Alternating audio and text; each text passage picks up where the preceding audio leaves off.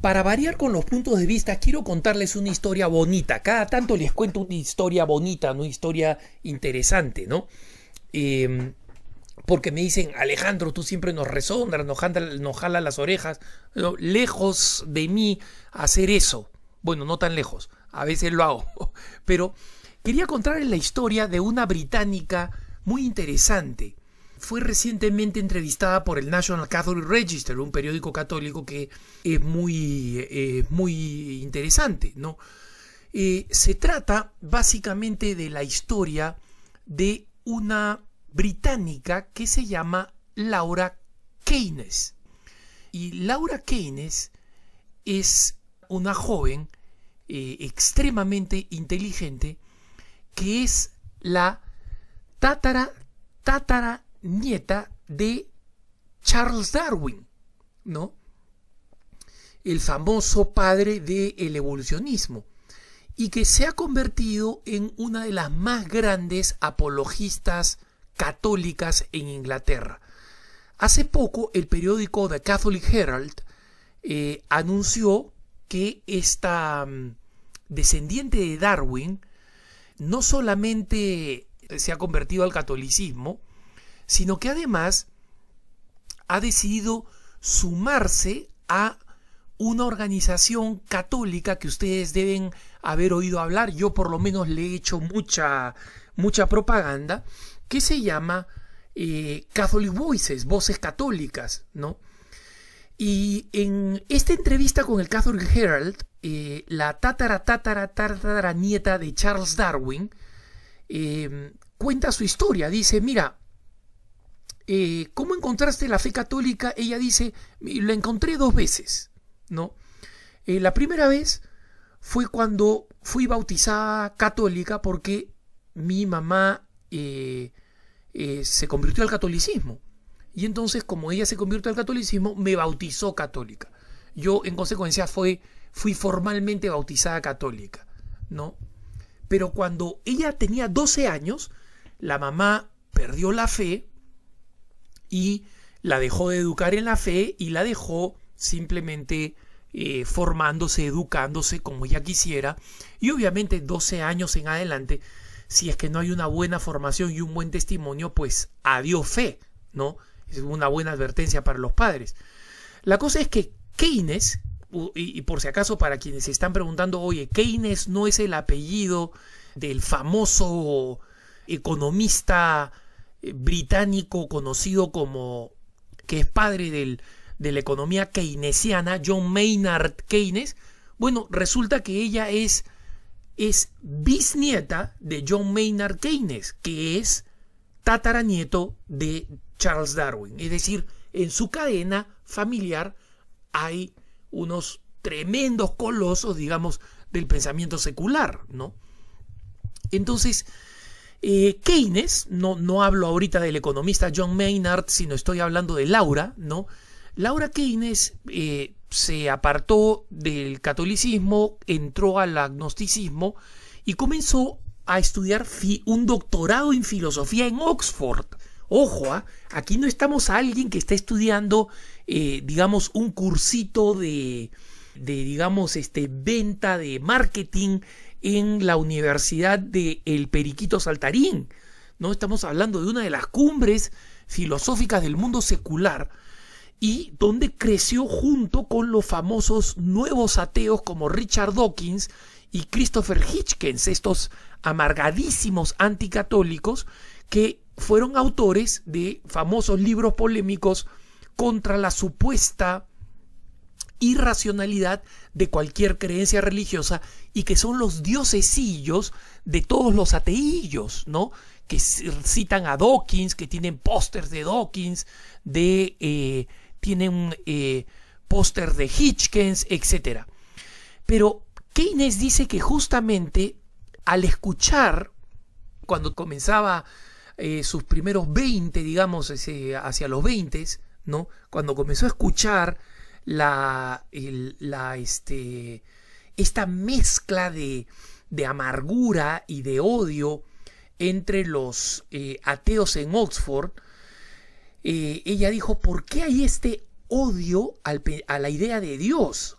en el fondo, dice ella, es un odio a las restricciones que Dios pudiera poner a nuestro comportamiento. Es como si la existencia de Dios fuera en realidad una amenaza a nuestra libertad. ¿Qué tal diagnóstico más brillante de esta muchacha? Porque en el fondo eso es lo que sucede. Ustedes saben que uno de los grandes eticistas católicos recibió en una ocasión una carta de un matemático amigo suyo con el que sostenía una discusión sobre la existencia de Dios. Este matemático era ateo y decía, este matemático en una carta finalmente donde le quiere decir a Paul Ricoeur que ya no quiere seguir discutiendo sobre Dios, le dice: así la matemática fuera capaz de demostrar la existencia de Dios, yo me niego a creer en él porque su existencia significaría un límite a mi grandeza. Tal cual. Esto es lo que escribió. Y Keynes, esta muchachita, a los 22, 23 años, se dio cuenta que en realidad esta amargura era mucho más fanática que la fe que estos señores decían que el catolicismo promovía. Era mucho más fanático este odio al catolicismo que el catolicismo en sí mismo. Y entonces dice que fue a través de el rechazo, la razón y finalmente el sufrimiento la que la fueron llevando a la aceptación y la comprensión de la fe. Dice: hubo una época, y acá cito a Keynes en este diálogo que tuvo con esta revista Catholic Herald, dice: cuando mi abuelita se enfermó, yo la quería mucho, ella me pedía que rezara el rosario. Y obviamente yo, por complacerla, comencé a rezar el rosario, ¿no? Y durante esas largas horas junto a su cama, de pronto comencé a comprender el valor redentor del sufrimiento de Cristo, ¿no? Y finalmente caí de lleno a uno de los fundamentos básicos del tema del sufrimiento. Miren la inteligencia de esta chica, ¿no? El sufrimiento, efectivamente, visto así al vacío, no tiene ningún valor. Pero de pronto, a la luz del sufrimiento de Cristo, ella se sintió atraída otra vez al catolicismo, pero simplemente atraída. Ella dice: comencé a volver poco a poco, después de mucha reflexión y mucha lectura, ¿no? Y finalmente logré encontrar esta visión holística, es decir, plena, completa de Dios, dice Keynes, en la que comprendí al mismo tiempo el análisis racional de lo lógico que es pretender y comprender la presencia de Dios, y en segundo lugar, este otro factor que es el de Dios como capaz de ofrecernos el valor del sufrimiento, ¿no? Este tema del sufrimiento, dice Keynes, no puede ser fácilmente separado del sentido de la vida. ¿Por qué estamos acá? ¿Qué tipo de Dios permitiría o alentaría esta lucha del sufrimiento, ¿no? Y justamente ella dice que al escuchar a los nuevos ateos, ¿no? A Dawkins, por ejemplo, ella dijo, en el fondo, cuando Dawkins dice: Dios, ¿por qué nos hace sufrir?